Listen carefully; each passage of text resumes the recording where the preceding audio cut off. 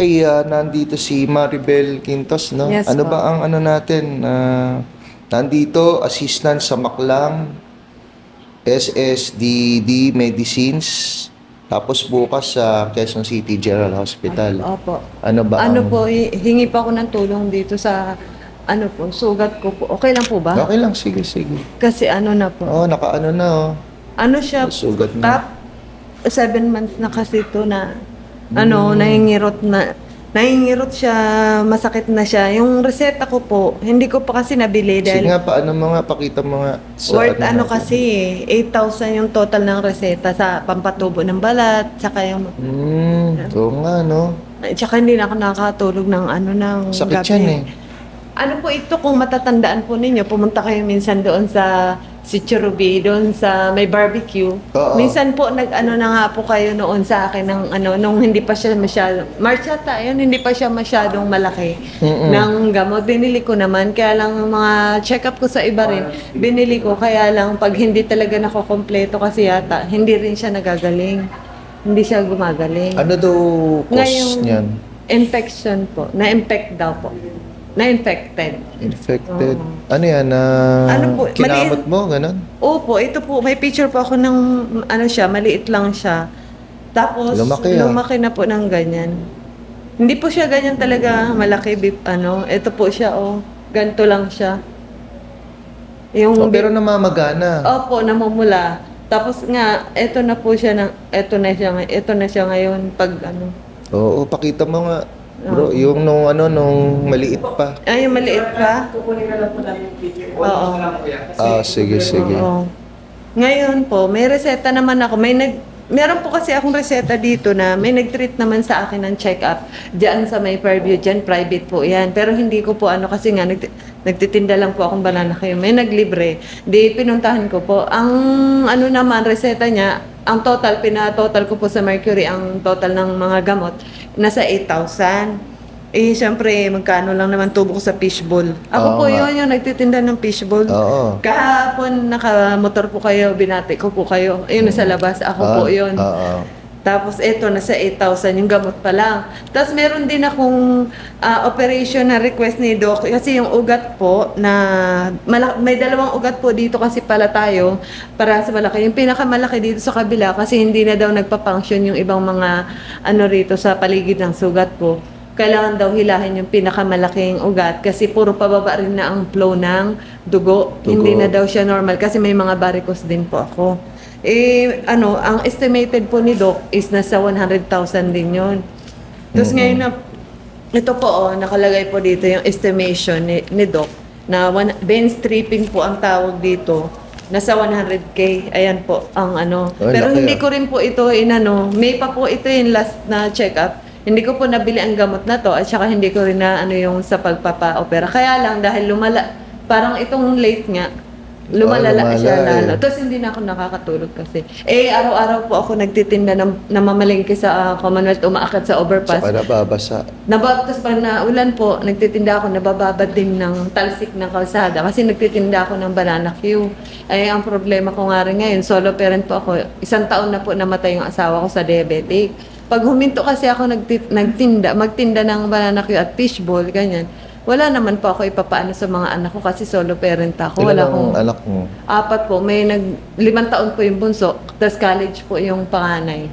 College, tsaka grade 10, and grade 12 yung isa, tapos college. Tapos pang bunso po yung 5 taon. Yung panganay mo ilang taon na? Ano po, 19. Saan nagka-college? Scholar po sa PUP. Pero ang problema ko nga po doon, pamasahe lang at baon. Kasi sa main po siya Santa Mesa. Layo. Ay doon po kasi yung inano niya, napili yata niya na, tsaka sabi niya doon yung kurso nga na gusto niya. Tapos nag-aaral sila, ang pamasahe naman sa kanya at tsaka baon. Ang problema. Tapos yung dalawa po dito lang sa dito lang sa may North Fairview. Tapos yung bunso, yun nga, naggagatas na minsan. Kaya pag huminto po ako, tulad ngayon, namamalengke sana ako, may dala pa akong pangbilihan. Kaya lang, pag maghinto nga ako, wala akong pambiling tulad niyan. Kahit siyempre yung gatas, magkano Isang lang. araw magkano kinikita mo? Ano po, ang malinis po, nasa 500 siguro. Pero, kung kasama yung puhunan, kasi ang puhunan ko po, pamimili ko ngayon, yung makukuha ko ulit siyang puhunan, bali 2,000 na labas, pero yung 1,500, stay po yun na pambili-bili, pang Ang ibibili. mahirap pag may bagyo, no? Oh, ay, Hindi ka at saka nakaka- ito ka, nung nagbagyo po, nahinto po ako ng halos 1 linggo kasi lahat ng damit po, pinasok po yung bahay namin. Lahat ng damit namin, nilalabahan ko din. Ikaw lang. Hindi ako nakapagtinda.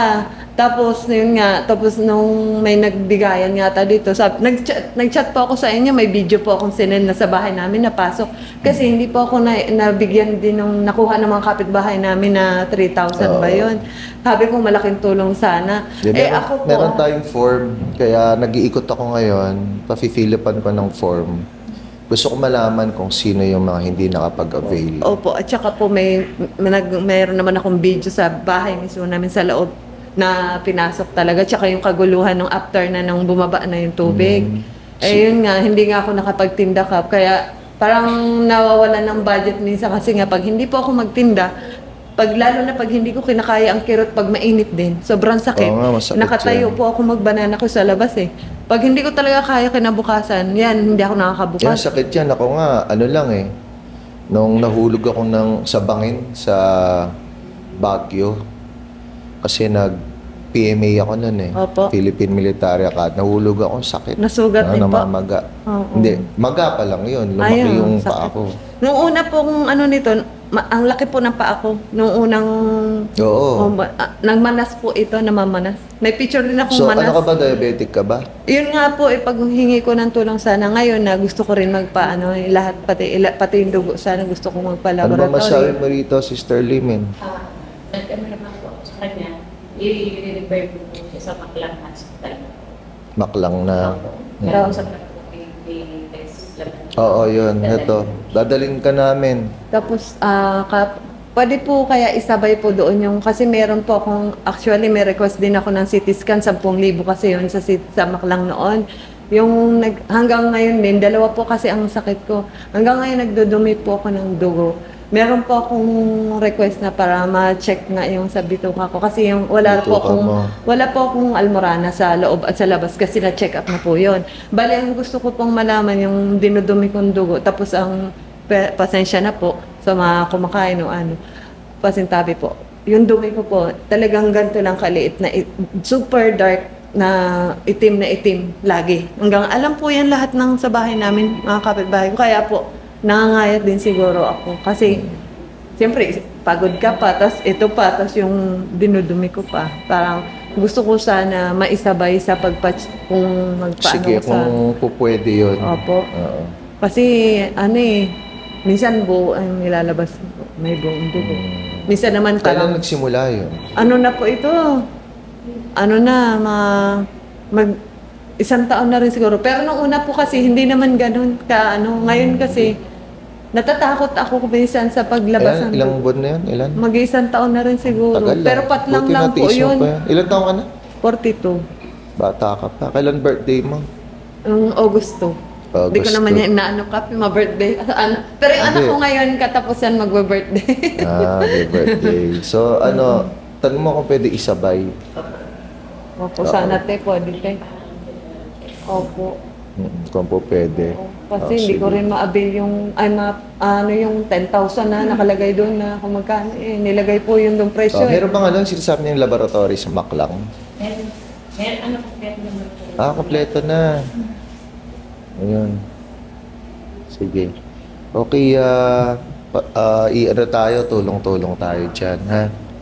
O sige, i-assist mo na lang si sister. Nagpapasalamat ako kay Kapitan, kay Kap Kibal sa mga tulong na binigay niya sa akin at sa mga tumulong sa akin sa pagdala sa hospital, sa Quirino Memorial Hospital, tulad ng ambulance at saka mga nag-asikaso sa akin, Sister Tess, Sister Connie at Sister Lime. Maraming salamat po sa lahat ng tulong na binigay sa akin. Check. Wow, beautiful Fairview. Maraming salamat po sa mga tumutulong po sa mga nangangailangan dito sa Barangay Fairview. Sa mga gusto pa pong tumulong, pumunta lang po kayo dito sa aming barangay. Pakihanap po si Bro Kuya Jun. Katulad po ng wheelchair, saklay, mga gamot, at iba't iba pa. dahilan sa marami po talagang nangangailangan sa panahon na to. At sabi nga po, ang pagtulong sa kapwa ay pagmamahal sa ating Panginoong Diyos. Muli, maraming salamat po. Check. Wow, Beautiful Fairview.